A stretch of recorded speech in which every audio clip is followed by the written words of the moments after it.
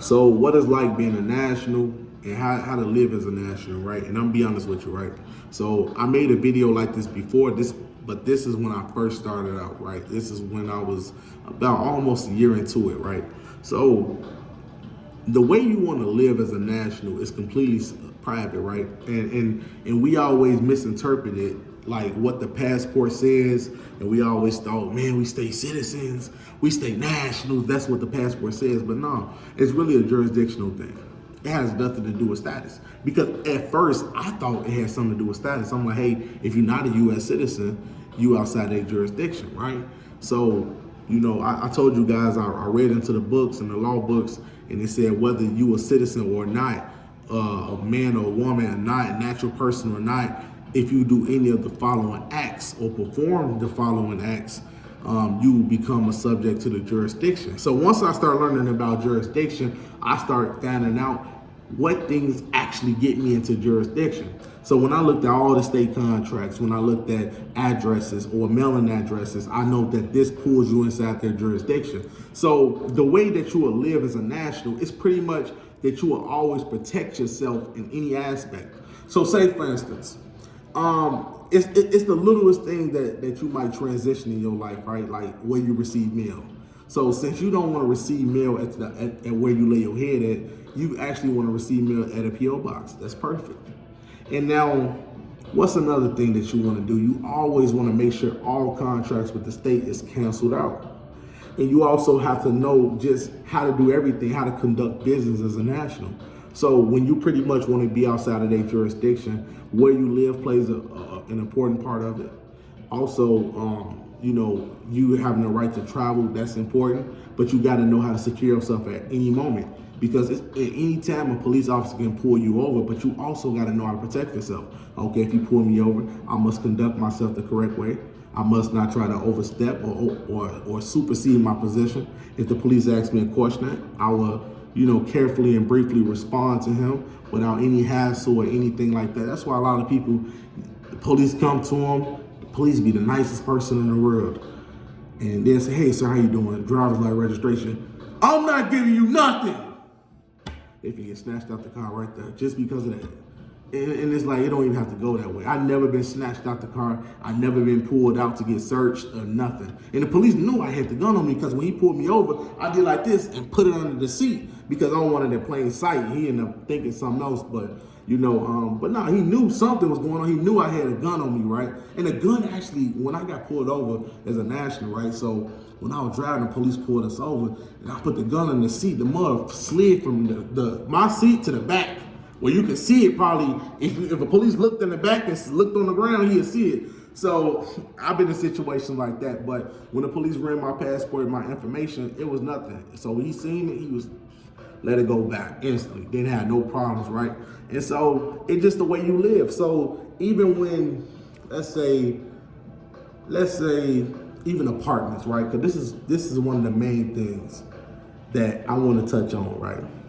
So we know a lot of you guys is sovereign all the way until where you live. Now this is important, right? Because a lot of times when we get into these lease agreements, when we get into these mortgages, that also can be used against you as proof in the claim of residency. And I know y'all don't want to hear, yeah, where you rent? Yes. So if the police ever had an indictment on you, or if you was ever in a situation where it's a warrant or something like that on you and your name is on the lease, even though you sovereign when you drive around, if the police wanted to, if they wanted to get up on you, they can easily go to your residence. And they can also, if they have a arrest warrant, they can ask the landlord, do you live there? If they say yes, they will take you in briefly, but then they would need the lease agreement, right? The lease agreement between you and your landlord to prove that you live there. That's why you really want to start renting at a place that offer, what's that thing I'm saying? Like commercial leases. The reason why, because if you rent somewhere that says a commercial lease, you can get the lease under your trust name and not under your name. So if it's under the trust name, it can be 100% proven that you don't live there, in which the police don't have jurisdiction over you. And I wanted to touch on that because I know a lot of you guys, y'all sovereign all the way until you get home, and then you're not sovereign. Where you gotta wait till the police go past to leave your driveway because they pull you over and they see you just left that house. And they go back to that residence and ask the landlord, hey, do that person live there? And they say yes, and they can pull that lease agreement up. Your ass is cooked.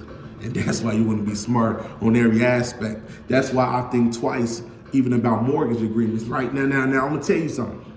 If you got a mortgage, you in a bad but good situation. Here go the bad. Now, when the bad is that once you have a mortgage in the state or any mortgage lien, your lien holder also requires that the house and the home will actually be registered. So they require for the home to be registered in the state that you want to live in. So once your home becomes registered, you know your home is subject to the territorial boundaries of the District of Columbia. That's bad. Now here go the good thing is, the same way a home can be registered, a vehicle can be registered and unregistered, the same way a home can be registered and unregistered. So you will still have to go down to the Office of Recorded Deeds, the Office of Recorded Deeds, and ask them to remove your home from the registration, remove your home registration. You have to tell them that. They're going to give you a form. I've never seen the form. I've never been up there. But I'm saying, when I searched it up through the Office of Deeds, yes, you can deregister your home. And also, home insurance policies say they require for your home to be registered to even give you home insurance. And that's crazy because you can deregister your own house. Because by deregistering the house, they can't make a claim to jurisdiction. So that's one good thing. So if you guys got mortgages or anything like that, you really want to make sure y'all tap into that to, handle that. And it's like, you want to be sovereign all the way around. Don't be sovereign a little bit. Don't be sovereign just in your car. Don't be sovereign when you just at Walmart. You want to be sovereign where you live. You want to know that you can sleep well and you don't have to worry about the police coming to your door talking about they got a search warrant from these Crook County judges or Cook County judges, because we're in Cook County right now.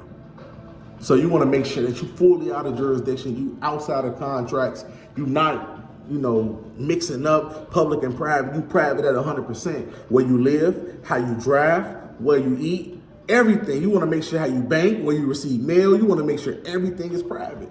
You want to make sure everything is private. And by everything being private, that's perfect. Because now you outside of their jurisdiction at 100%. And that's the goal. That's the goal, to be outside of their jurisdiction at 100%.